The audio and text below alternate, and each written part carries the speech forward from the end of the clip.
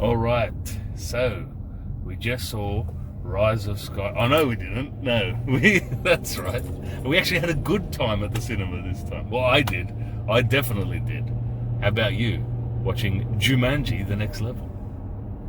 It wasn't bad. It wasn't bad. It wasn't bad. I'll elaborate more later. Okay. Well, allow me to retort. Go for it. It was as good as the original. Oh. Yeah. I'm not saying it didn't surpass the original, but I enjoyed it just as much. Really? Yeah. I could just watch these back to back and just enjoy these characters. I loved it. It was great. It was great fun. Yeah. Most fun I've had in the cinema in a while. Having to sit through bloody Star Wars twice. Ugh. Yeah. And yeah, it was just great seeing these characters again, which I really liked from the first movie. And I thought, and the introduction of Danny Devito and Danny Glover was fantastic. They played it so damn well. And like The Rock and Kevin Hart played old men so damn well. And the way they were switching characters in this, the actors just nailed it. Absolutely nailed it across the board. Yeah. I was believing that they were different people in those bodies. It was crazy. So yeah, I got nothing really bad. I don't really have much bad to say about this movie. What about you? Okay, so I enjoyed the characters again, but whereas with the first, I don't know, the first Jumanji, not the I think technically 90s it's version. Jumanji 2. Okay. Because Jumanji 1 was in like 95 or whatever. Yeah. Yeah. Well, anyway, with that one, I felt like there wasn't a wasted line of dialogue. Everything progressed the story. Everything progressed the characters. It built every single word built upon the story, and with this one, I feel like the first 20 minutes dragged on. Really? And yes, I was. Wow. I was disagree bored. on this one. Like, I really was bored. I was okay. regretting coming. Oh wow. But then the action started and it became quite entertaining. Yeah. But I do have to say, Yes. although it was funny and we both laughed quite a bit, Yeah. I didn't believe the heart. I didn't. It felt like it had no heart.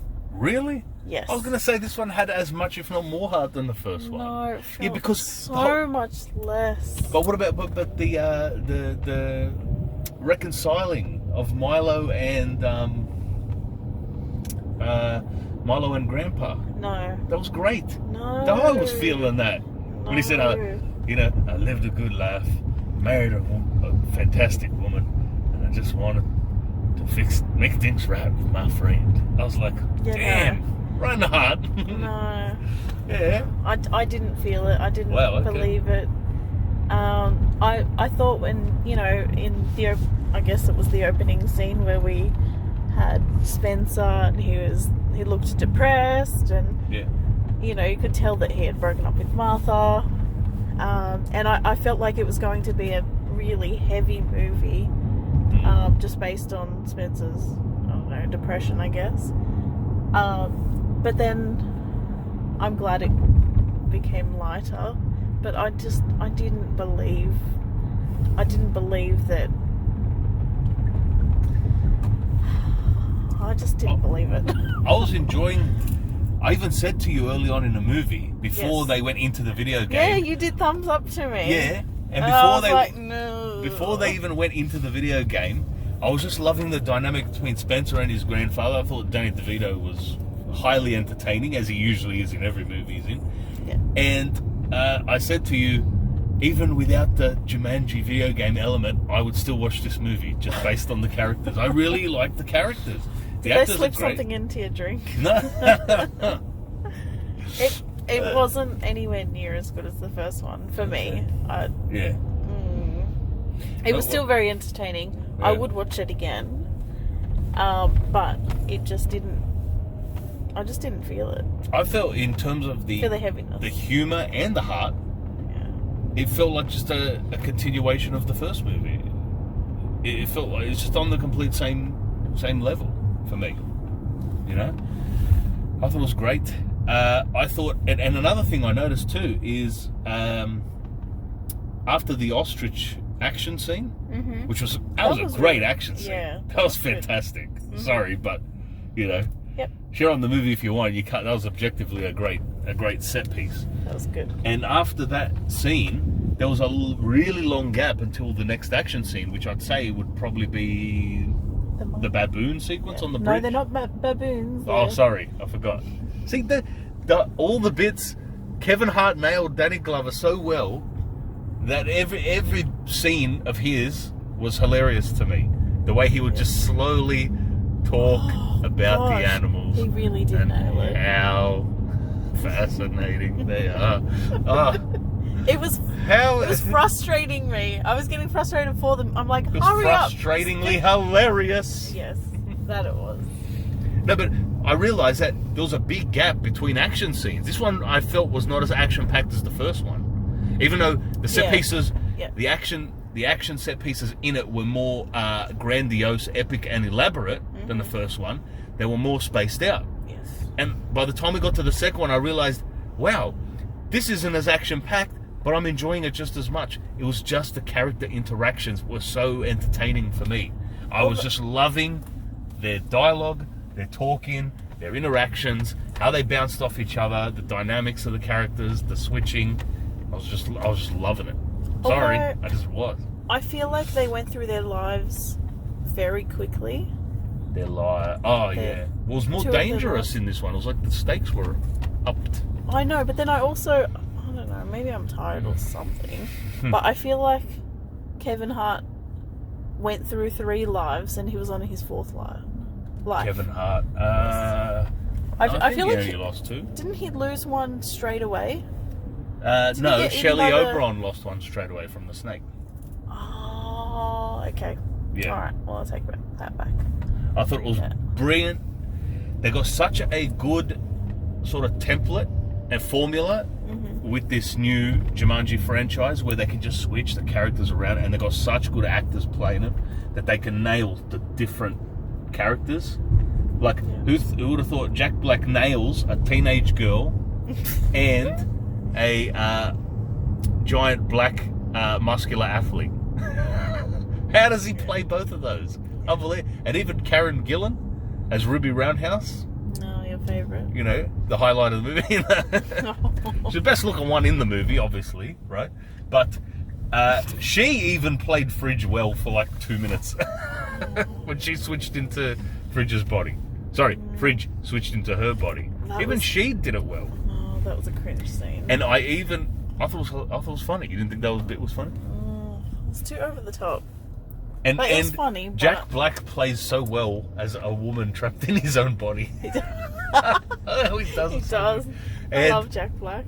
And also, I think about halfway through the movie, I said to you, I was like, this is missing something. I was like, I really hope there's another Ruby Roundhouse dance scene. He needs it. Because that was one of the highlights of the first movie. I wish I was filming your reaction. We knew it was coming. I didn't know if they were going to put it in or not, right? Of course they were. And then when Finbar, isn't that his name? Finbar? Kevin Hart's character? Yes. Yeah. When he pulled out his satchel, I was like, oh, what have I got in here? And he pulled out the wrench, the shifter spanner. And then I was like, oh, please be a radio next, please. And then he pulled out the radio. Yes. That read my mind. He actually did a little dance in his seat. I did a little jig in my seat. It was fantastic. Jeez. Yes. And the same song too. Because I thought they teased a musical bit when that Chris Isaak song, Wicked Game, came on, you know, when they were in the bar. And I thought, there's going to be a musical number. Yeah. Because it worked well in the first one, but then we didn't get one. And I thought, that was a bit of a letdown. But they made up for it at the end. So you got your Ruby Roundhouse. All right, do you want me to say my sort of, it's not even a gripe, but maybe my one only not as positive aspect of it? Because the movie was highly entertaining. I enjoyed 90% 95% of it. The only thing I'll say is it suffered a little bit from, I think, the one only negative part of the first movie, which is just weak villain syndrome. That's all. Just weak villain syndrome. Yes. But I still feel this one, even though he was a weak, it was good to see the Hound. It was good to see the Hound falling to his death a second time. Screen presence. Oh yeah, I forgot about that. He was always a good screen presence, Rory McCann, that's the actor's name. Yeah. But, he didn't really say much or do much. And he did feel threatening, because he did literally feed one of his own henchmen to his dogs. But, he had a promising start. He was just a weak villain. He didn't really say much. There was no character building with him. But I still feel he was less weak than the villain in the first one. Was very forgettable. Even though he was a good actor, yes. Bobby Cannavale, he didn't really do anything. But, I mean, that small gripe is not enough to, make me not like the movie or the series. Actually, maybe it's kind of it might become an endearing quality of the series that they always have a weak villain. Yes. Oh, and I've got to say also, Aquafina, the Asian girl, she's great, man. She was, she really played well as Spencer trapped in her body, and then she nailed old man Danny DeVito stuck in her body. No. She did. She had this hunched over thing like an old person, and the way she was talking, I thought she was great. She's a good actress. She is a good actress, but in this, she's very entertaining in everything I've seen her in. I did not. I felt like she was a weak character in this. Really? I thought she was good. She had some great moments, some good lines. This one had great dialogue. I don't know why you didn't like it. Boring. I really don't. She was boring. Are you sure you weren't hallucinating the Rise of Skywalker again? Like the whole time? She's talking about weak characters and bad dialogue and boring. I'm like, you're describing Episode 9. Not this movie. This was great. Episode 9 was entertaining if you just watched it as a mind-numbing. This was way more entertaining for me. Way more. Well, obviously. I thought you would have also liked it. It had the love story element, the reconciling of friends, and but see, I didn't feel it. The romance, young romance. I didn't feel it, and I did. And it annoys me that Beth and Alex. Yeah. It annoys me that they want to be together, but they can't. There's like 20 years difference between but them, and he's a married man. It's so annoying that they still have that chemistry and they still have to keep being together. There was no chemistry. There's not like romantic chemistry between them. It was more like the girl who saved his life. It's just like a mutual, like a friendship. I don't know. No, it's not. No, well, that's the way I saw it. And then this daughter after her. I know, which makes it even worse. Yeah. It was a nice connection having Colin Hanks come back as well. Yeah, I did like that. Yeah. I thought they did what a sequel should do. It took all the elements of the first one that were great, increased them, so it took the action, made it more bigger and epic and elaborate, took the characters, fleshed them out even more. The characters we already got, who had quite a lot of character development in the first one, and they all had a great story arc too. It fleshed them out even more. Got to learn more about them, made them more endearing, and they felt like a real unit. I like when you get a group of friends who really care about each other, and you believe their friendship. And I believe their friendship in this series. I know it's a comedy, but I believe they just work well together. They have good chemistry. The four actors who play the young people, and the four actors who played the avatars in the video game. They all work really well together and mirror each other well. And they took that element that worked, they switched it up a little bit without disrespecting the original. Star Wars, are you listening? Like, you can switch things up a little bit and subvert expectations without shitting on the original or pissing off the fans. And this one did it just right, in my opinion. I liked it. It's weird, I've heard a few negative reviews of this. Not negative, but just saying, it's not as good as the original and stuff like that. But I thought it was just as good. To me. I put it up there. I'm going to be adding it to our collection, like the first one. Do you think the kids would love it? That's one thing I was thinking about. Because there's a little bit less action, and there's a bit more gaps between the action, and this one's a lot more dialogue driven, I feel, yes, than the first one.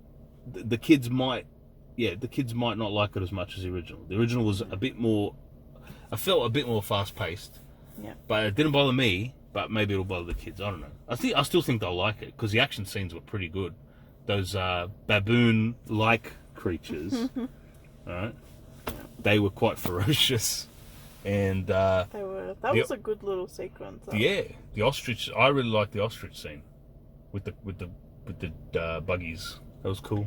Well, just before we end it, the ending. Before we end, you want to talk about the ending? Yes, I do want to talk about the ending. Yeah, I was hoping they would have just ended there, because I want another one. I'd like to see another one. I was waiting for them to wrap up the series, doing the full circle. What do you mean full circle? Well, the full circle tying into the Robin Williams one? Yes. Of Jumanji coming into our world? Yes. Yeah, and they did that at the end. But that means there's another movie. Well, we'll see how it goes at the box office. It's funny, I really like this Jumanji series. The first movie is a bit less comedic. Yes, it has its comedic elements, but it's a bit more serious and a bit dark. Yep, agreed. These ones are obviously a lot lighter and more comedically driven, but I feel like it's a strong trilogy. I really like it.